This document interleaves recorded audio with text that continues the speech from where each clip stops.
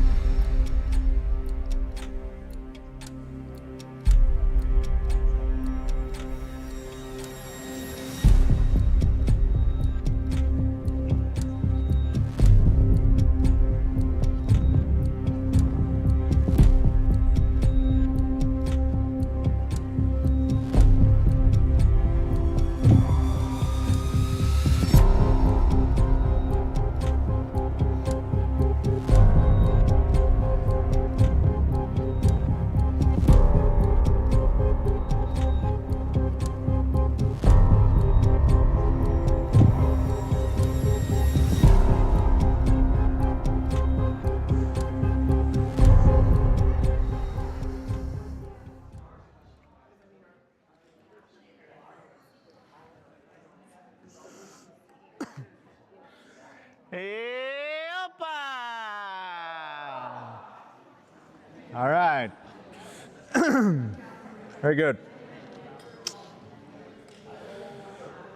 All right, the ever-expanding venture to see where the best place to put the TV is.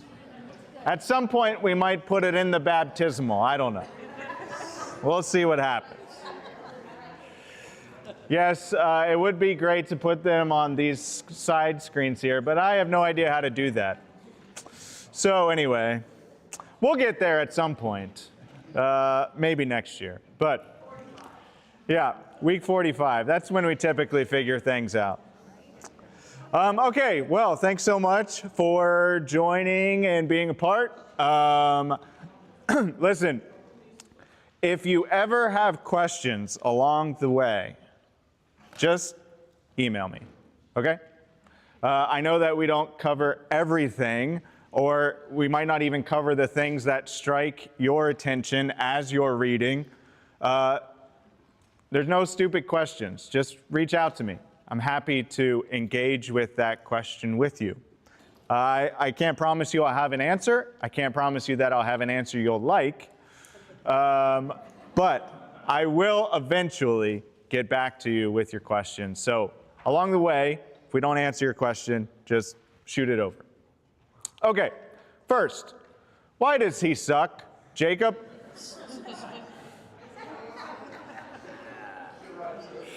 Yes. Because he's a liar, right? I mean, it's so hard to like this guy on many levels. And this is one of the important things, I think, when it comes to Bible and Bible study. You have two different things to consider. It's the words prescriptive and descriptive. Prescriptive and descriptive. Prescriptive are those times when the Bible is saying, this you do, this you don't do. Be like this, don't be like that. That's prescriptive. But there are a lot of other times in which the Bible's just being descriptive, in which it is just telling you what happened or what a person was like or things like this. It's not saying you should emulate this. It's not saying you should be like this. It's not saying that even though Jacob becomes a patriarch, although he becomes this foundational figure, it doesn't mean you should like everything about the guy. And this happens a lot. I mean, I know we say this and it's like, yeah, I get it. But then we come across these Bible stories that are really disturbing. Or these characters, they do something, and we go, I thought this was a man of God, a woman of God, what have you, and it causes this whole crisis. Well, again, the Bible's not saying you should be exactly like this person. Now, there may be traits about this person which are commendable, but there are other things about this person that may be despicable. And so, it's to say, look, you have this Jacob guy, and he is a deceiver. A deceiver. He's not a great figure in a lot of ways. I mean, he's, he knows he's going to see his brother, and so what does he do? He pushes his family out in front. You guys go ahead. Let me know how it is. Yeah. It's after this moment, right, when he knows he's going to see the brother from which he deceived, that he wrestles with God, it says. Well, what is he wrestling with? Well, he's wrestling with the fact that he's kind of a jerk. He's wrestling with who he is and God using him. This is why he goes, hey, I'm not going to let you go until you bless me. Well, what? You've been blessed. Your whole life you've been blessed. But he knows who he is. He knows that he's gotten where he's at in some ways because he's lied about it, manipulated, deceived. He's saying, God, I need you to confirm the fact that you're still going to use my life. Right? There's some commentators, it says that he wrestles with God, right? It's very clearly said in the scriptures. But, many commentators will say that he's wrestling with the spirit of Esau, his brother. Because, he's about to see Esau and all this, and he knows that history there. And so the people of God, right? His name is changed to Israel, which will define the whole nation. Israel means wrestles with God. You would think it'd be like Abraham, right? Or it'd be Isaac. But no, it's Jacob who comes to define the nation. Why? Well, because the nation itself will wrestle with God. The nation itself will wrestle with its own identity with God. The people of God will wrestle with God. They'll wrestle with these things that we come across in the scriptures. We read them and we don't know what to think about some of these things. And we will hold these things up and go, God, what do I do here? And God is inviting you into the wrestling match. He's saying, I want the wrestle. I want the wrestle. It's what defines a whole nation. You compare this to his brother, right? Esau, who we've already established, right, sells his birthright for a cup of stew because he's, quote unquote, starving to death, right? Not really. And Romans 9, Malachi 1 will say, God will say, Jacob I loved, Esau I hated. What do you do with that, right? Does God really hate these individuals? I thought God loved everyone, all these sort of things. Again, what is it getting at? Well, these will become archetypes, right?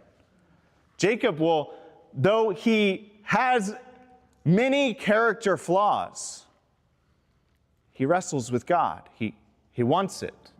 He desires it. Esau is willing to give it all up for nothing. For a temporary pleasure in the moment.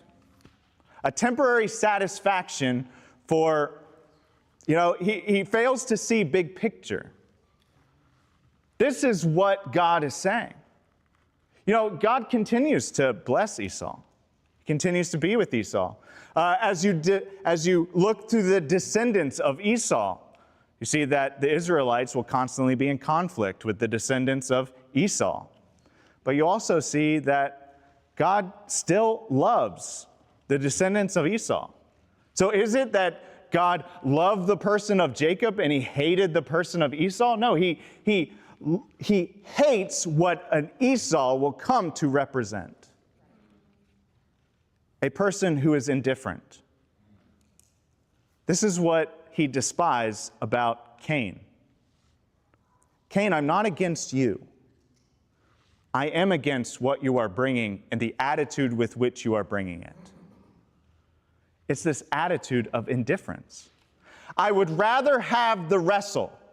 I would rather have the person who is struggling with me using them and the identity I'm trying to speak over them and the truth I'm trying to instill in their life, and they struggle, they wrestle. I would rather have that than someone who is indifferent, doesn't care. That's what I love versus what I hate. As you continue to read these stories, you start to make some of these comparisons, right? So Jacob to Israel. Then you have the Tower of Babel versus Jacob's ladder, right? So the Tower of Babel is all about these people, right, who want to make a name for themselves. Right? So they build this tower to God, the idea being we get to decide who comes up to God and who doesn't. It's our tower. Right? It becomes about subjugation. You start to see the roots of what will become, massive slavery and all this, which will be defined in Pharaoh and the Egyptians and all that. right? But it starts here in the Tower of Babel versus Jacob's ladder, where there is a ascending and descending, right? It is both, versus one people who are deciding who comes to God and who doesn't, right? So you start to compare these sort of stories, and then you get another one of these disturbing stories with Judah and Tamar, which I believe you read today. It's weird, right? You read this story and you go, why is this here? Because, again, it's descriptive. And then you have Joseph and Potiphar's wife, which is the very next story. So you have Judah, who, he's got some things that we go, well, this is icky. And you have this whole Tamar bit, and it's as it's talking about, right? So he tells Tamar, right, that she is a more righteous woman, and yet we have this whole escapade between them. What's the deal? Well, because Tamar was first married to one of his sons, and then the son dies, and so she marries another one of his sons. And he dies, and so he's like, look, just wait till the youngest one gets old enough, and I'll give you to him. It's all about taking care, right? And he, I think, is thinking, this woman is bad luck. Yeah. Okay? I mean, now, the Bible's made it clear the issue was not with Tamar. The issue was with the sons, right? But Judah's like, I don't want another one of my kids going near her. You leave her, many women who were left destitute, well, they had to turn to prostitution, which is what Tamar essentially does with Judah, right? In other words, you know how last week we looked at these sayings of Jesus where he says, turn the other cheek if someone wants to take your or your shirt, giving her cloak also. If someone asks you to go 1 mile, go with them 2. What we said about that, right, was not simply passivism. It is that Jesus is asking you, don't respond in violence, but I want you to call out the injustice. That's exactly what Tamar's doing with Judah. Hey, you're leaving me destitute. You didn't fulfill your obligation. Right? Now, was it right? No. It's not. The Bible isn't condoning it. It is telling you this is what happened. Okay? But again, you compare this now to Joseph, who has this opportunity, and he says, look, I can't do this not only to my master, but to God. Right? So you're getting a this is why God is using this individual. Okay. Now Joseph's kind of an idiot. Right? I mean, read the room, bro. You're clearly daddy's favorite. Everyone knows you don't have to tell us. You don't have to flaunt it before us. You don't have to tell us in your dreams we're all going to be bowing down to you. You kind of deserve the pit.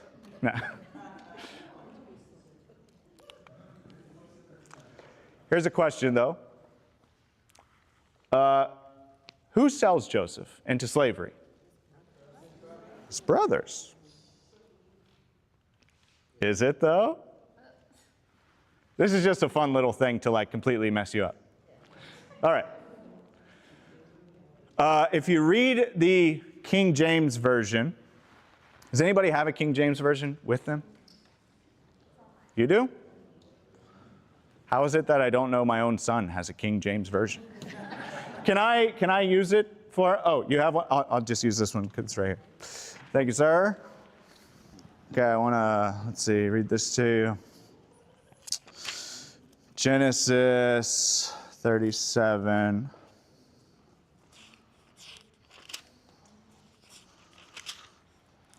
All right.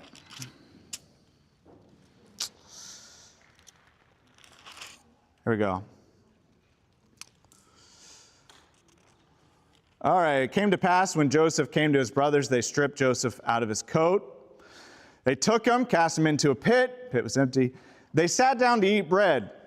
They lifted up their eyes and looked. Behold, a company of Ishmaelites came from Gilead with their camels bearing spicery, balm, myrrh, going to carry it down to Egypt. Judah said, let's sell our brother. Let's not kill him. Come and let us sell him to the Ishmaelites. And then there passed by Midianite merchantmen. They drew and lifted up Joseph out of the pit, sold Joseph to the Ishmaelites for 20 pieces of silver. They brought Joseph into Egypt. So according to this, who sold Joseph? The Midianites. Okay. Now this will be in your NIV or your this is from the NET. The NET is a New English translation. It's only online.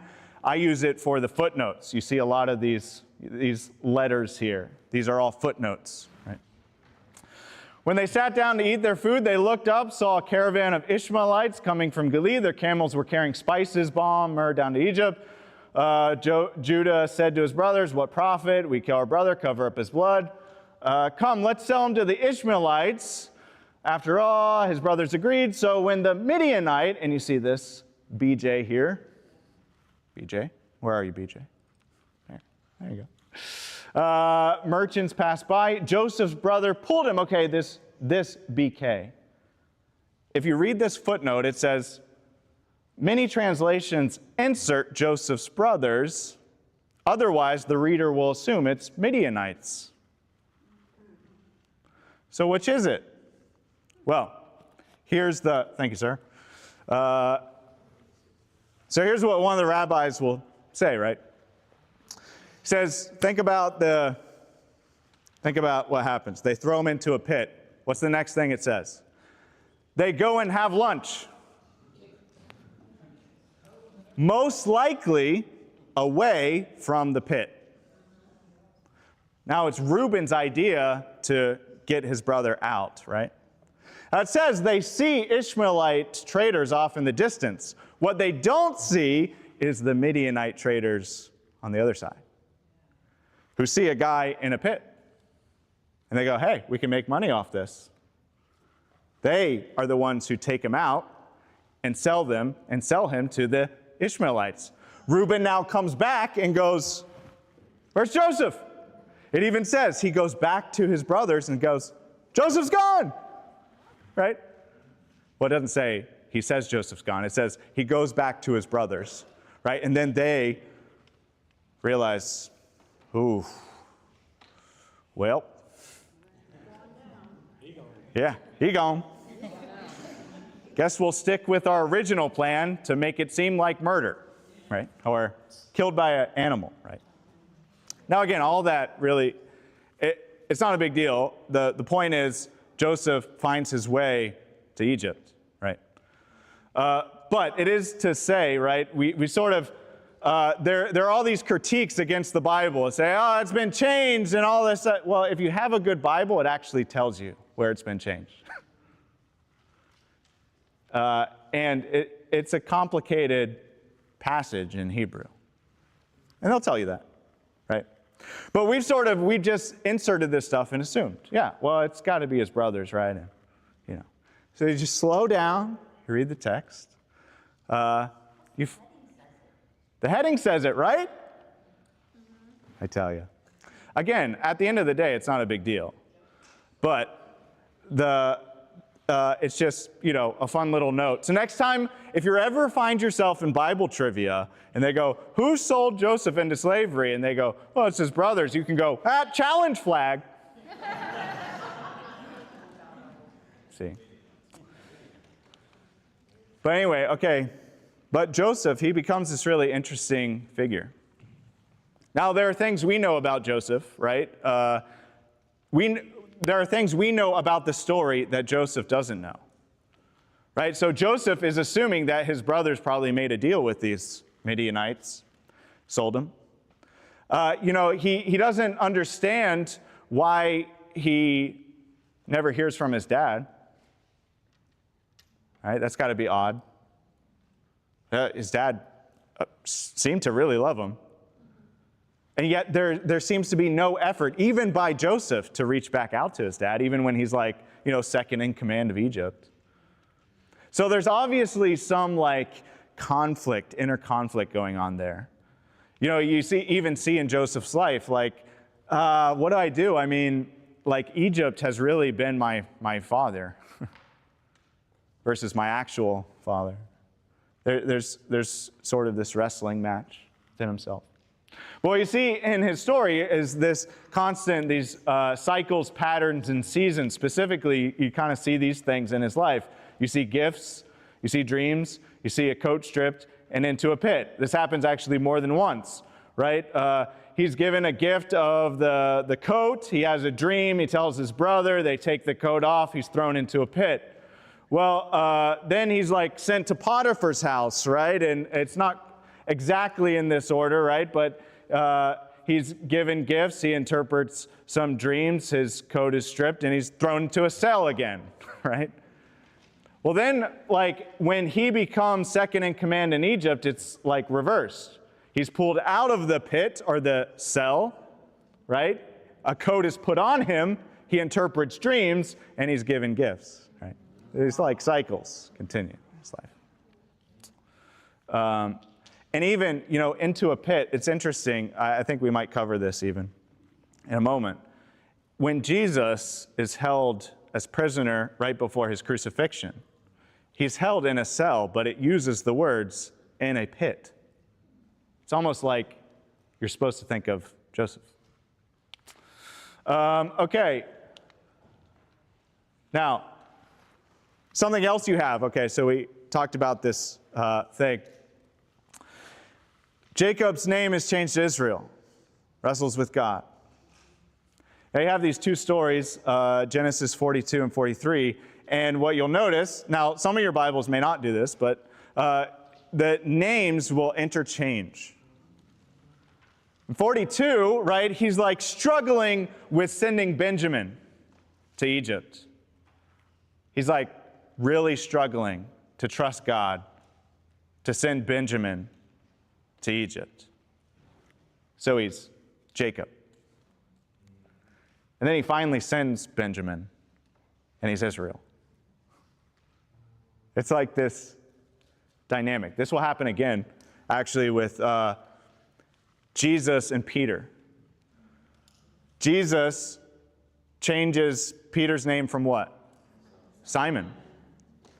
Well, there's another time. So Jesus has changed Peter's name, or changed Simon's name to Peter. Simon means reed. Peter means rock. And there's a moment in which, Peter has just had this grand experience. And then Jesus is talking about his crucifixion. And I don't know if I have this right, but he then goes back to calling Peter Simon, which he hasn't. I think Pastor Clayton shared a devotional on this. And so, like, you're kind of getting these glimpses of what's the deal with the name change. It's trying to, like, tell you, right, in this moment, he's acting more like Jacob than Israel, right? So that's fun. Joseph. Joseph in chapter 50, 18 to 21 says, his brothers then came, threw themselves down before him. We are your slaves, they said, but Joseph said to them, don't be afraid. Am I in the place of God? You intended to harm me, but God intended it for good to accomplish what is now being done, the saving of many lives. So then don't be afraid. I will provide for you and your children. He reassured them and spoke kindly to them. What you see in Joseph's story is a lot of chaos. I mean, at any given moment in Joseph's story, it is incredibly hard to trust the story. At 17 years old, his brothers throw him into a pit. This doesn't seem like it's going to turn out very well. He's sold to Egypt, where he gets a good gig at Potiphar's house. All right, this might be all right. Well, then he's, falsely accused and thrown into prison. Oh, this isn't great. God, what are you doing? God, what are you doing? And then in prison, right? We get a little break. Interpreting these dreams. Hey, I interpreted your dream. Don't forget me. Text says 2 years go by. Guy remembers. Oh, yeah.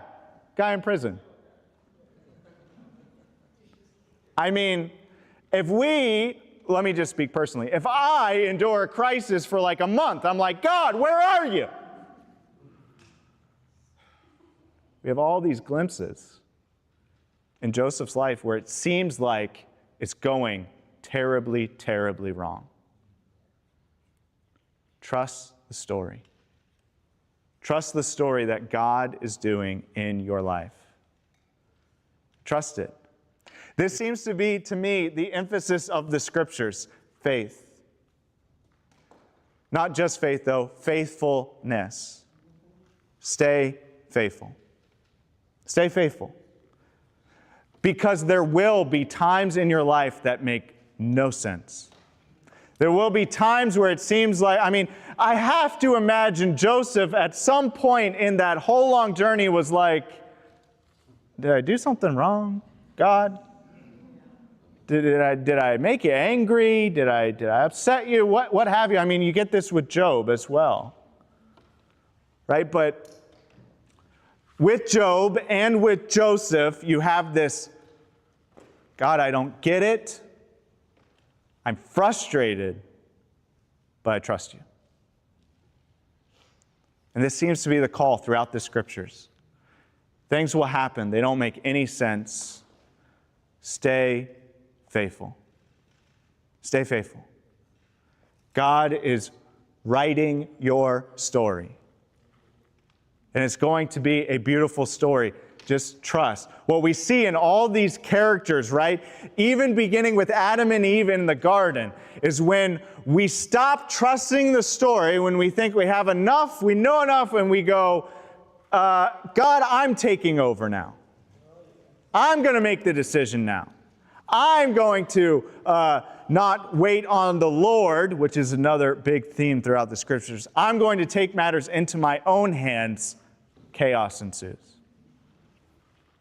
Right. There's a lot of parallels between Joseph and Jesus. Now, have you ever done this? This is like crazy to me. Have you ever looked up the parallels between JFK and Abraham Lincoln? That will make you think we are in a multiverse, okay? If you've never done it, do it. Look up just comparisons between JFK, Abraham Lincoln. It'll blow your mind. It is nuts. It's stupid nuts. All right. Well, let's look at some of these comparisons. Well, in Jesus' story, it starts in Matthew 1, already starting to make these connections. Who's the father of Joseph? Jacob. Now, different Jacob, but look. And Jacob, the father of Joseph, the husband of Mary, Mary was the mother of Jesus, called the Messiah. Whoa. All right. How about, both are the object of the Father's love. God, at various places in Jesus' life, for instance, baptism, comes down, Spirit rests on him, form of a dove, right? He says, this is my Son with whom I am well pleased, right? Promise divine exaltation, right? Joseph has these dreams about, hey, people are going to bow down to me. Jesus has these. Both are mocked by family, right? We know that in Jesus' life, he had these half brothers and sisters who, until the resurrection, did not believe him. Until the resurrection. How many of you have a sibling? What would it take to convince you that they are the Messiah?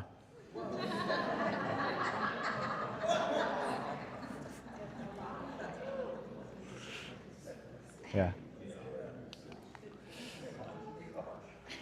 Here's an interesting one. Both are sold for pieces of silver by Judah.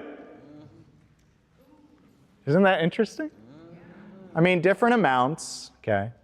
But Judah and Judas, who Judas could possibly have been from the tribe of Judah, makes it so crazy. Both were stripped of their robes. Both were delivered up to Gentiles, right? Joseph is sold to the Egyptians. Jesus is handed over to the Romans. Both were falsely accused. Both were thrown in a pit. We talked about that. Both were faithful amid temptation. Both stand before rulers. Both give hungry people bread.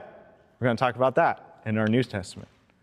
Both embrace God's purpose even though it brings harm. Both display faithfulness amid extreme trials.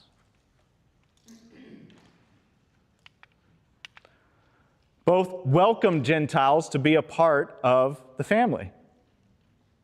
Right? Joseph has kids in Egypt that then become part of the tribes of Israel. Both offer forgiveness to those that harmed him.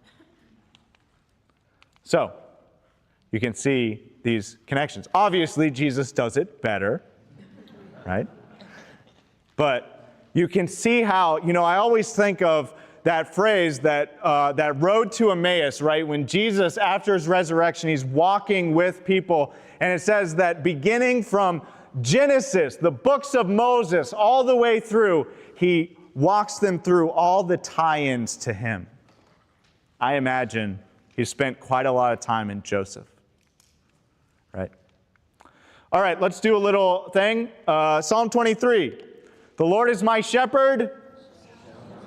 All right, who can keep going? Down in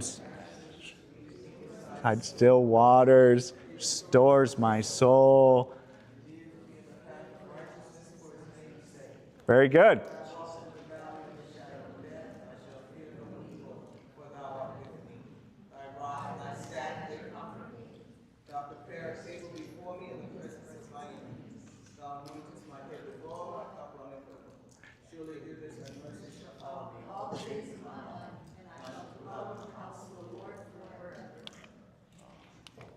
Amen.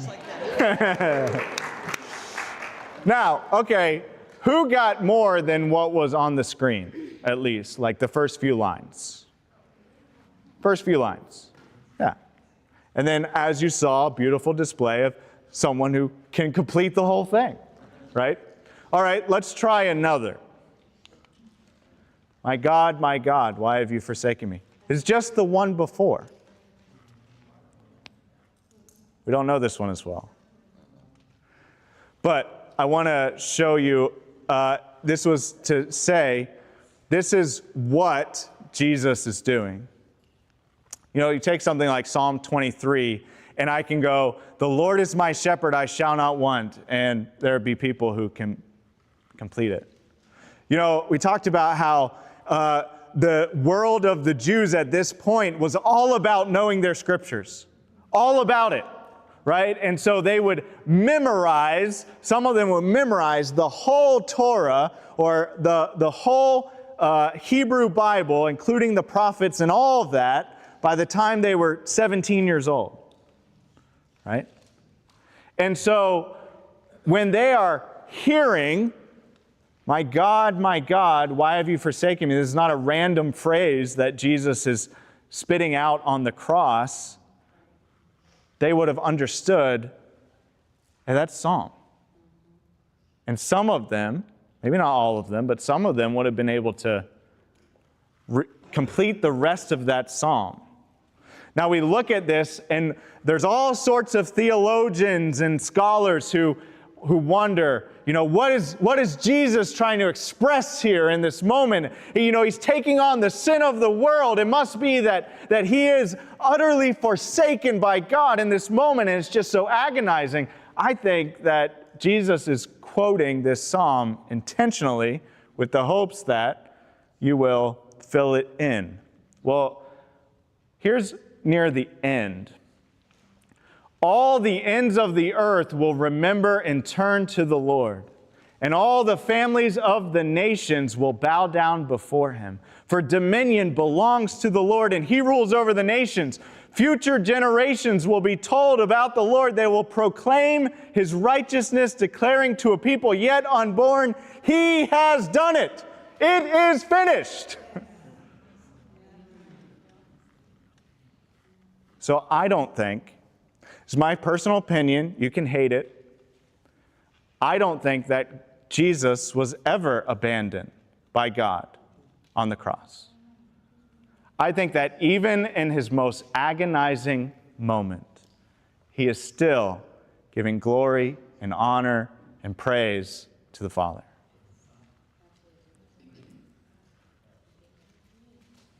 It ends with this triumph. Yes, Gloria. I heard someone say that God did not abandon him, but he turned his back. Yeah, turned his back. Yeah, I've heard that as well. My only pushback against this idea is, and again, you're welcome to hate it. My only pushback against this idea is that it sort of makes sin like a kryptonite to God. Like, I cannot face it. So if you approach God with sin, he's got to run away, right? This is how it's presented, and I think there are consequences for sin, right?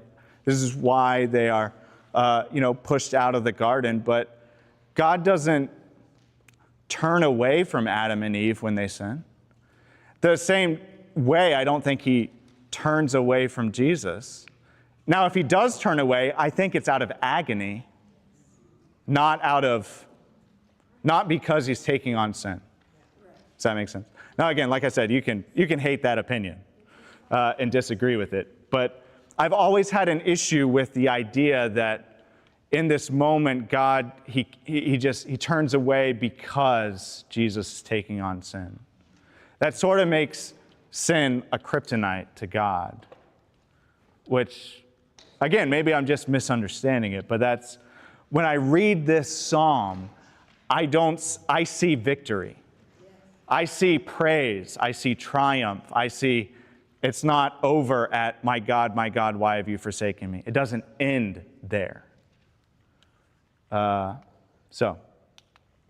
Conclusion. The family of God is full of people who are not perfect.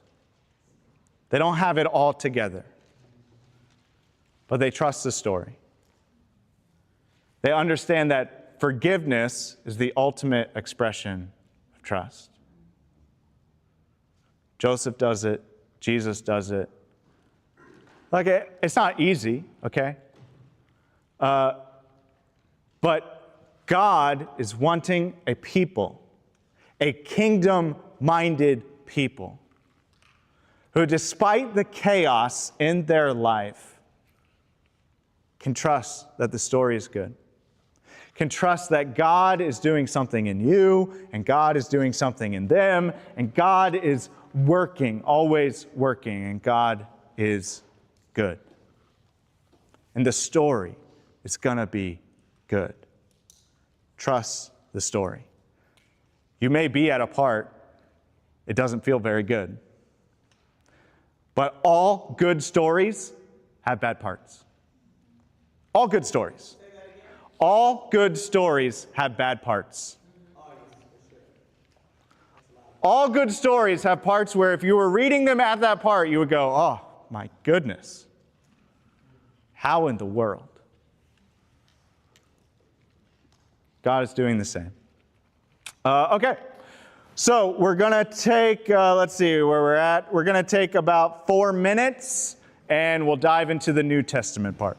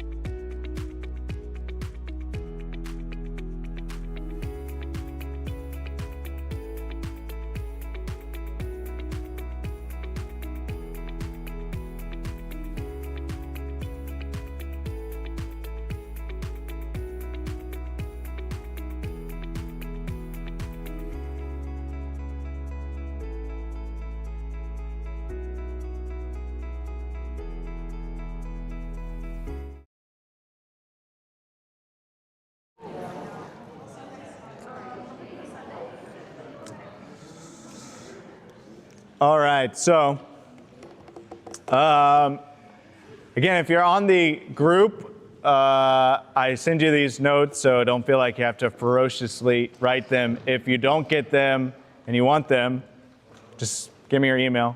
I'll send them to you. Okay, so Matthew 13. The disciples came to him and asked, "Why do you speak to the people in parables? Just give it to us straight, Doc." He replied, "Because knowledge of the secrets of the kingdom of heaven has been given to you, but not to them. Whoever has will be given more, and they will have an abundance. Whoever does not have, even what they have, will be taken from them. This is why I speak to them in parables. Though seeing they do not see, though hearing they do not hear or understand, in them is fulfilled the prophecy of Isaiah. You will be ever hearing but never understanding. You will be ever seeing but never perceiving. For this people's heart has become callous. They hardly hear with their ears. They have closed their eyes. Otherwise, they might see with their eyes, hear with their ears, understand with their heart, turn, and I would heal them." Does God want to heal them? Yes. Does God want them to see and to hear? Yes, he does. This is a sarcastic comment by Jesus. You know, I remember teaching middle school, right? And there will be times where the middle schoolers, part of being a good middle school teacher, of which I was not, is classroom management. Classroom management, okay? And I thought people, they just wanted to learn.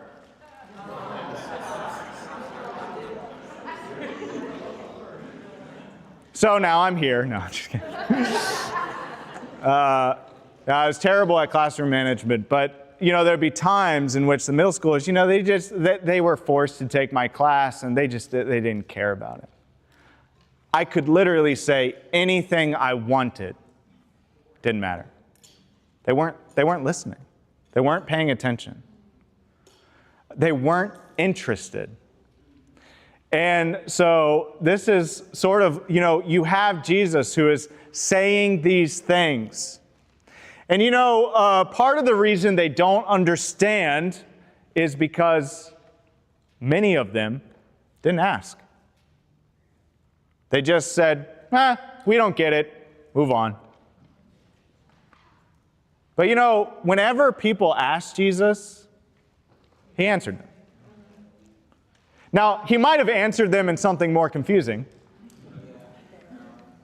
like he did with the disciples. But again, this is part of that, hey, I want you to know. We say things like, hey, the Bible is for you to read a little bit every day for the rest of your life. Well, if it's all plain and right there, that gets old pretty quick. I think there's something to the scriptures that allow you to read it every day for the rest of your life, and you could still get something out of it. Now, I will tell you this, though.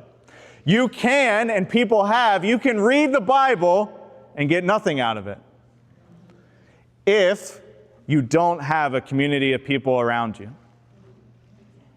who are also wrestling with the scriptures, who are also going, hey, what about this part? And did you notice this? And hey, I think this about this passage. Well, I think you might be off here, or you're not considering this, or think about what God said over here. I mean, this is what they were doing in order to know the scriptures. So I think it's very possible that you can read the Bible and go, I don't know, and you just move on. But if you read it, you wrestle with it, you get around other people who are reading it and wrestling with it, you find some life there. You find that the Bible really does speak to every aspect of our life. You find that God has made a book that you can really and truly study for the rest of your life. So this is what Jesus is saying here.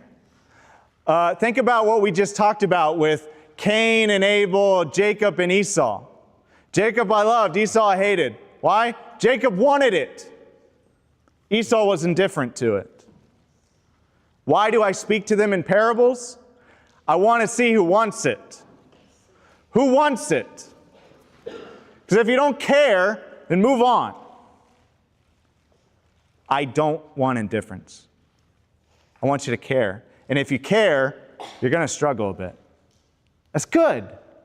I want you to wrestle with it. I want you to stay faithful, but I want you to wrestle. This is why I speak to the people in parables. Parables have many levels to them. Okay, pardes. Now, I have an asterisk here. The asterisk means there's something to understand about this, okay? So pardes is an acronym. We're going to go through it here in a moment. Now, this is something that was found many centuries later, after Jesus. It was a technique that they identified in the scriptures, okay? And so they've come up with this acronym. But the disciples wouldn't have been familiar with this acronym, okay? They wouldn't have approached Jesus and been like, what is the parshat of this parable, right? So in other words, again, this is something that people saw in the scriptures and they've put a technique behind it, okay? But this is what that is. Pashat. Pashat is the surface level, the basic understanding. Jesus tells a parable, you get, okay, here's what he's saying. Remez. Remez is a hidden reference.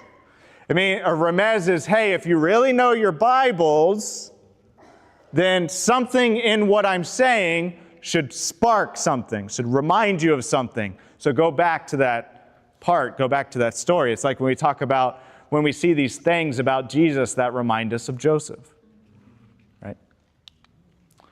Darash is the application, okay? You take the surface level, you take the remez, now you put these things together. Okay, what is he trying to say?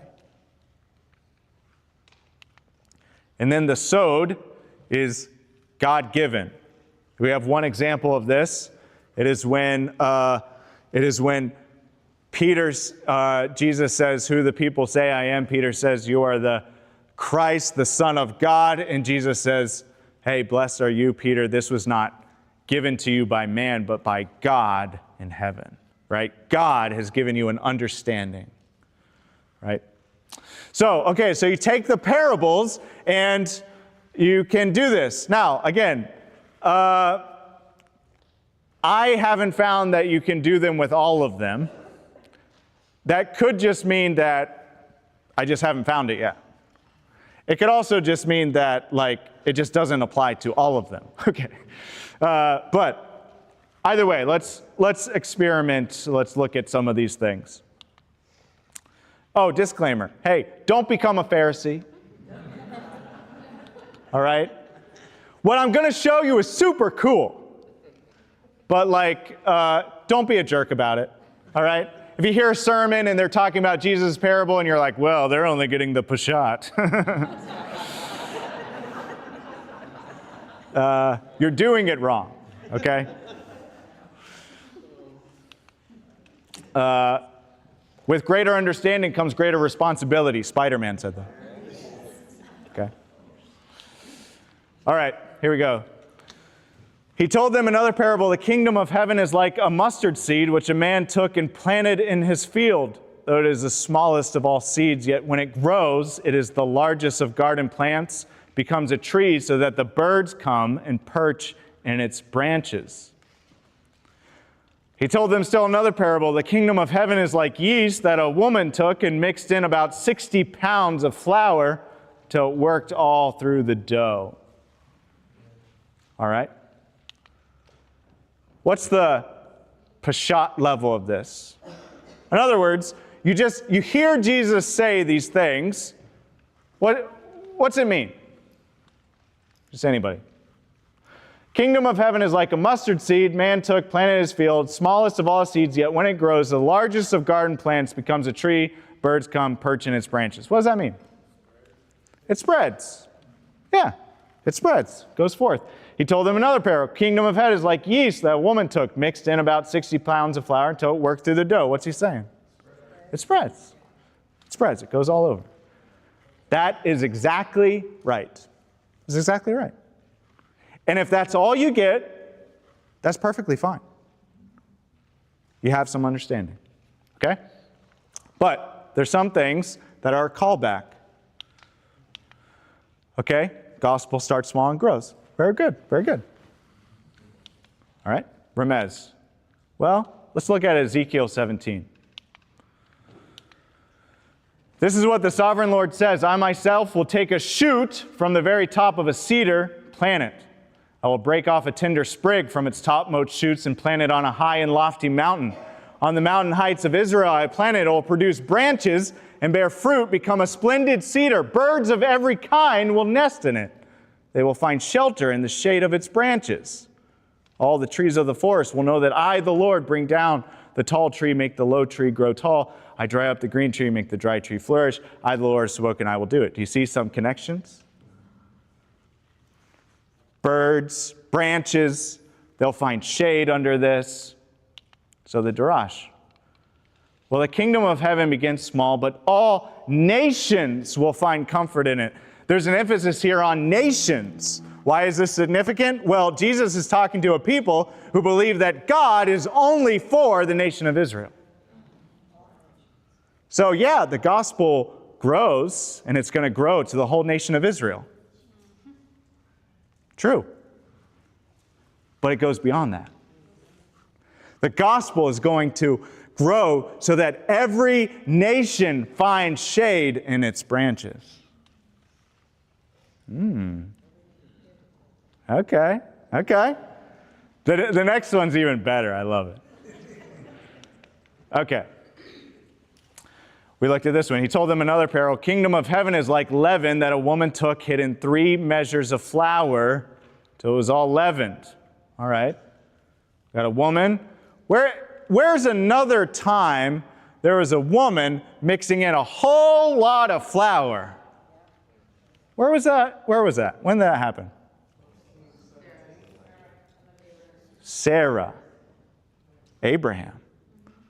In fact, let's look at it. Peshat, we said that, similar to the one above, Remez. Abraham went quickly into the tents. Sarah said, quick, 3 seahs. That C means you could also say measures of fine flour. Same amount. Same amount. A woman takes fine flour. Now, what's the context of this? Genesis 18, what's happening? The visitors, right? The visitors are coming. They're about to go to Sodom and Gomorrah. And what is shown to the visitors with Abraham is radical hospitality. Versus Sodom and Gomorrah, it ain't that. Okay, so you take these things together. What's it say? The kingdom of heaven is about radical hospitality to outsiders.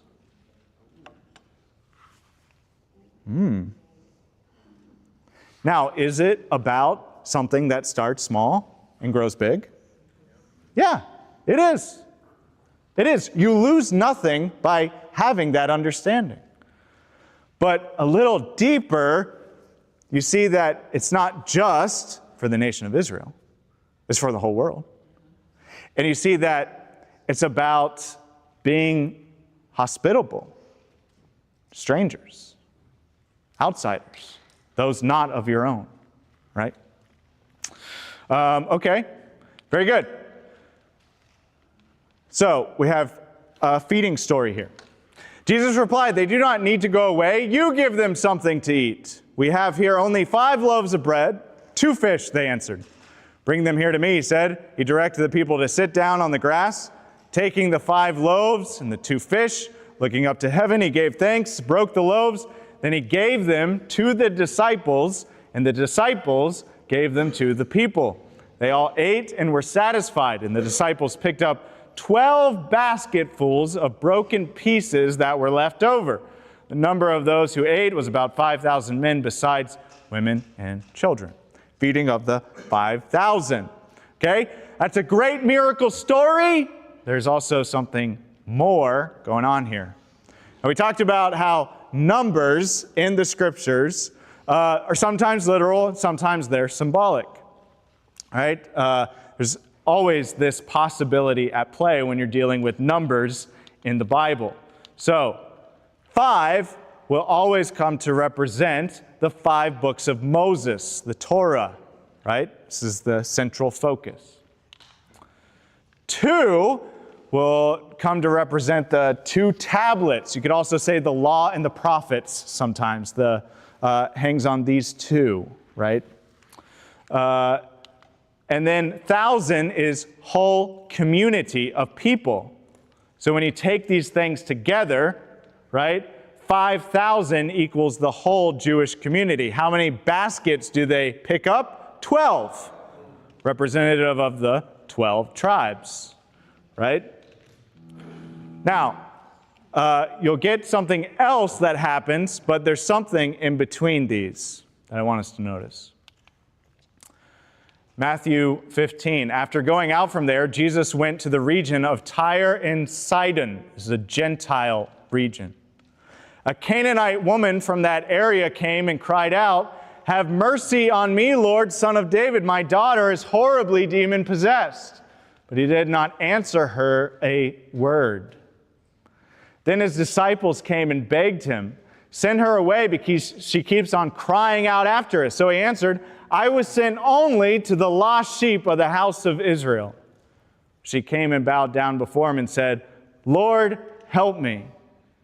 "It is not right to take the children's bread and throw it to the dogs," he said. "Yes, Lord," she replied, "but even the dogs eat the crumbs that fall from their master's table."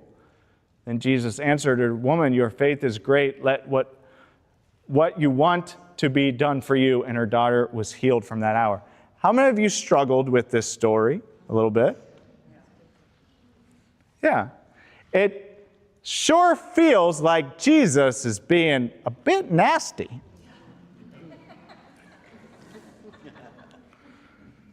And it does.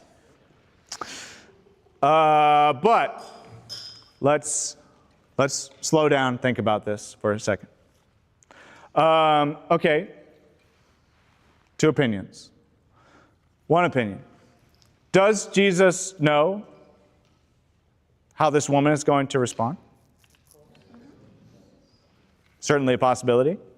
So he could very well be setting her up for this, right? Now, here's the thing, okay. Now he says, "I was sent only to the lost sheep of the house of Israel."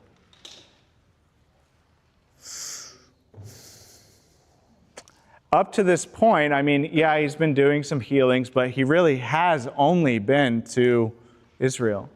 This woman is a Canaanite woman. Now, we haven't gotten to this history yet, but what you will see is that Canaan, right? Canaan goes all the way back to that cursed son by Noah, right? Canaan now will be the land that Israel takes over, and he drives them out, right, because of their evil practices, idolatrous practices, these sort of things. And so there's a lot of idolatry. He's in the Gentile region, right? And so what he's saying here, right, is he's kind of calling her out on this idea of, hey, you're a pagan, right, who's sort of gone after these other gods. It's caused a lot of chaos in your history, and now you have this need, and you're coming to me, the Jewish Messiah. You're aware of this, right? It's almost like if a Muslim comes and asks for me to pray for them in Jesus' name, and I'm like, not Muhammad, right? Like, just so we're clear. And I know a lot of people get upset by this comment. It's not right to take the children's bread and throw it to dogs. Now, he's not calling her a dog. Now, yes, I am. Here's the thing. Now, we have a curse word for this, right? You know this? They also have a curse word for this. So in other words, there is a derogatory term he could have used. He doesn't use it here. This dogs refers to pets, lap dogs. What he is saying here is again, pointing this out to this woman, right? Hey, I am the Messiah to the Jews. This is a Jewish story, right? And it wouldn't be right, for me to ignore my own people here for this, but notice her response, and it's her response that gets his attention, right? She says, yes, Lord. In other words, I agree. I understand. Yes. But even the dogs, even the pets, eat from what falls from the table. Now, here's what I want to throw out. Possibility. You are welcome to hate it. Okay? Please, you're welcome to not like this. Possibility, though.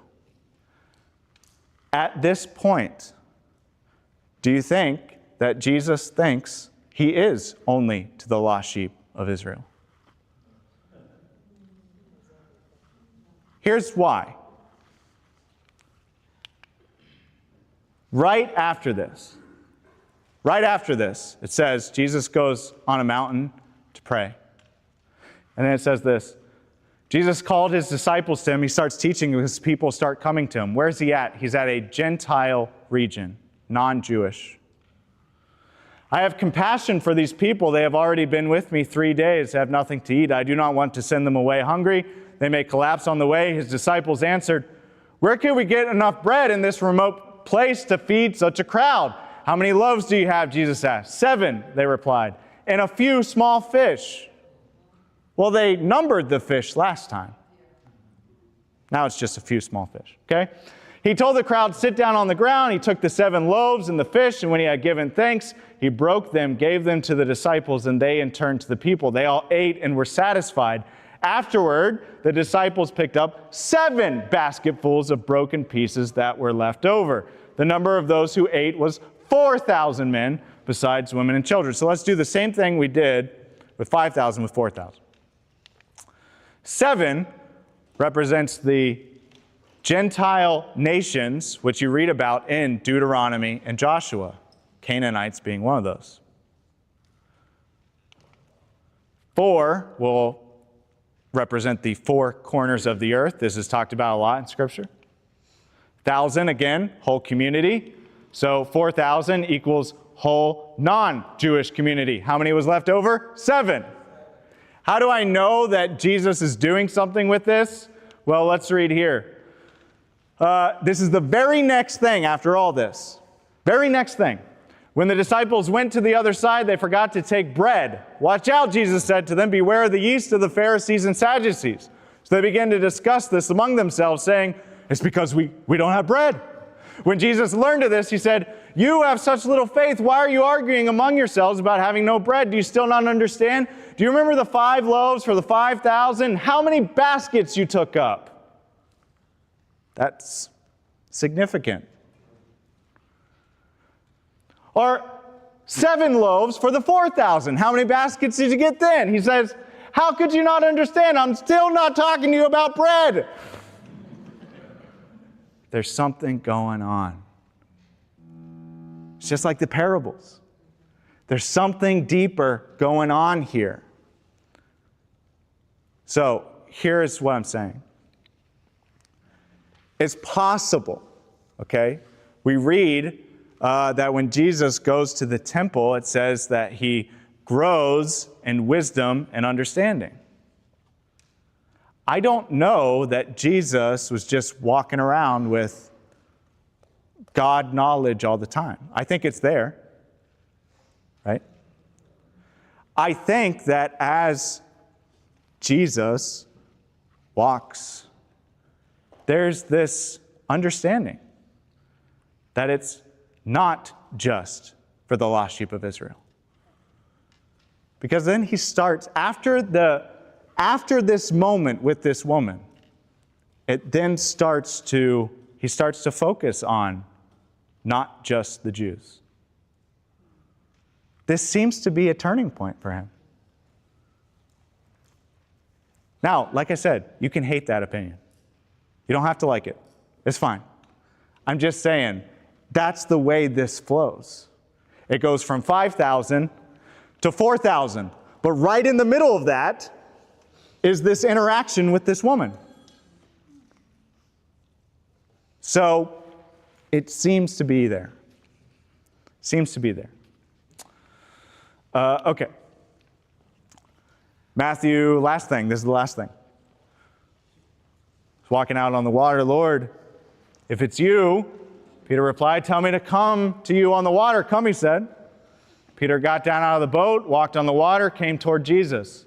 When he saw the wind, he was afraid, beginning to cry out, Lord, save me. Immediately Jesus reached out his hand, caught him. You have little faith, he said, why did you doubt? When they climbed into the boat, the wind died down, and those who were in the boat worshiped him, saying, truly you are the Son of God. Let's see. Who does Peter doubt? Himself. He doesn't doubt Jesus. If he doubted Jesus, he wouldn't have stepped out of the boat to begin with. Right? But,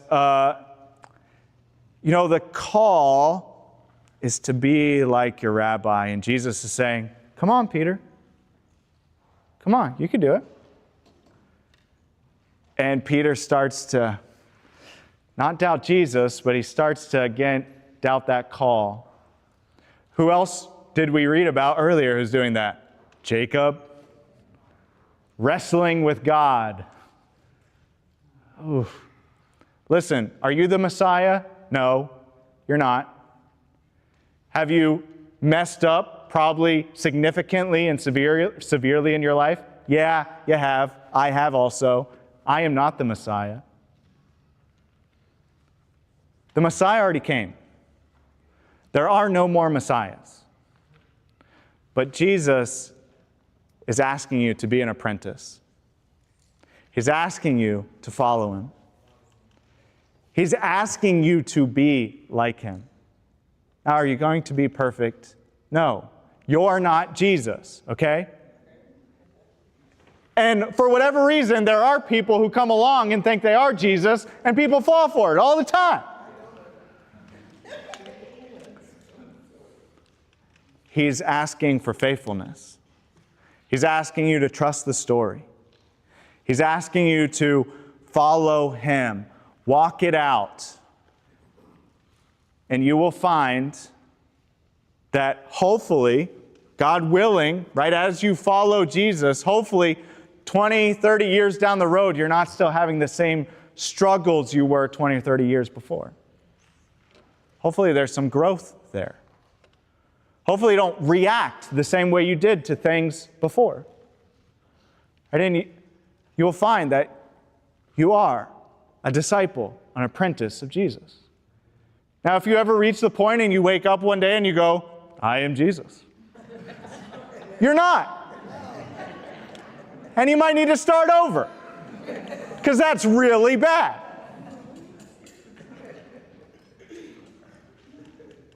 But I do believe Jesus is writing your story.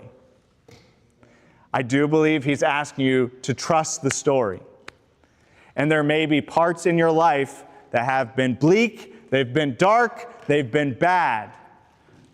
But there's nothing that God cannot do to redeem your story. God can make the worst situations. He can turn beauty from ashes. He's the God who brings order out of chaos. This is what we read about in the very few chapters of Genesis, the first ones. A God who brings order out of chaos. Trust the story and follow Jesus. That's all I have. Final thoughts, yep. There we go. All right, so let's do what is most important of our group, which is pray for one another, encourage each other, pastor our tables.